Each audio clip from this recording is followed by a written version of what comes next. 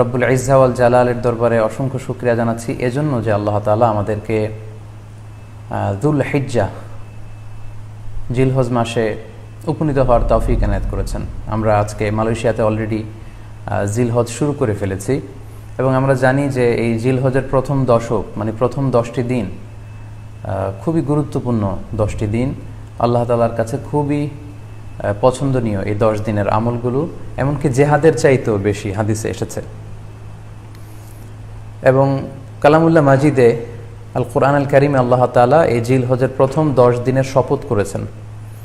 এই 10 দিনের এবাদত আল্লাহ তাআলার কাছে এত বেশি পছন্দনীয় হওয়ার কারণ হচ্ছে এই 10 দিনে আল্লাহ তাআলা উম্মাহাতুল ইবাদাত অর্থাৎ যত মৌলিক এবাদত আছে সবগুলো মৌলিক এবাদতের একটা সমন্বয় করেছেন জিলহজ মাসের এই প্রথম 10 দিনে, যেটা বছরের অন্য কোনো সময় কিন্তু পাওয়া যায় না।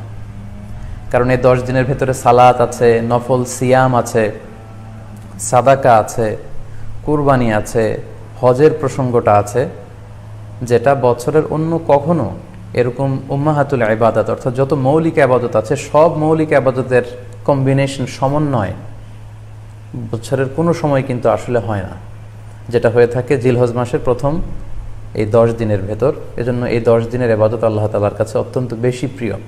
এজন্য আল্লাহ রাসূল সাল্লাল্লাহু আলাইহি ওয়াসাল্লাম এই 10 দিনে যাতে আমরা বেশি বেশি নফল ইবাদত করি আমাদেরকে উৎসাহিত করেছেন। পাশাপাশি আমরা যেন বেশি বেশি তাহমিদ, তাহলিল, তাকবীর দিয়ে এই 10টি দিনকে মুখরিত করে রাখি, এজন্য তিনি আমাদেরকে আদেশ করেছেন। এজন্য এই 10টি দিনে আমরা যেন বেশি বেশি সুবহানাল্লাহ ওয়ালহামদুলিল্লাহ লা ইলাহা ইল্লাল্লাহু আল্লাহু আকবার এই আজকারগুলো যেন আমরা বেশি বেশি পড়ি।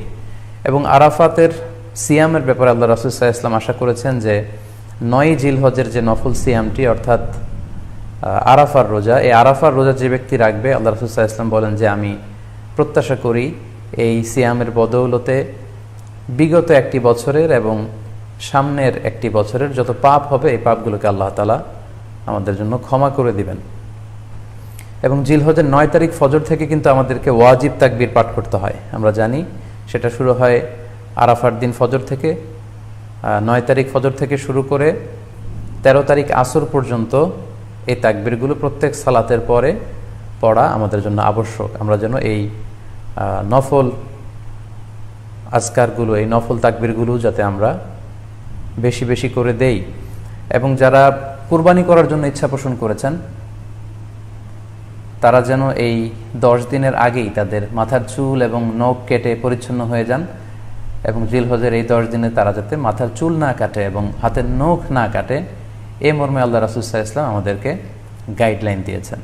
সব মিলে আল্লাহ তাআলার কাছে এই 10টি দিনের ইবাদত খুবই প্রিয়, এমনকি হাদিসে এসেছে যেটা আমরা বললাম যে জেহাদের চাইতেও বেশি প্রিয়। এজন্য এই সুবর্ণ সুযোগটুকুন যেন আমরা কখনোই মিস না করি। তাই আমাদের সাধ্যমতো আমরা যেন বেশি বেশি নফল ইবাদত করি। আমরা যেন সুযোগ হলে পুরো 10 দিন ব্যাপী আমরা চাইলে নফল সিয়াম রাখতে পারি, আমরা বেশি বেশি কোরআন তেলাওয়াত করতে পারি, বিশেষ করে তাহমিদ, তাহলিল এবং তাকবীর, আলহামদুলিল্লাহ লা ইলাহা ইল্লাল্লাহ আল্লাহু আকবার এই জিকিরগুলো, এই আজকারগুলো পড়ে পড়ে যেন আমরা এই 10টি দিনকে মুখরিত রাখি। আল্লাহ তাআলা জিলহজ মাসের যে মাহাত্ম্য এবং বারাকা তিনি আমাদের জন্য দিয়েছেন এগুলো যেন আমরা বেশি বেশি হাসিল করতে পারি। আমিন ইয়া রাব্বাল আলামিন।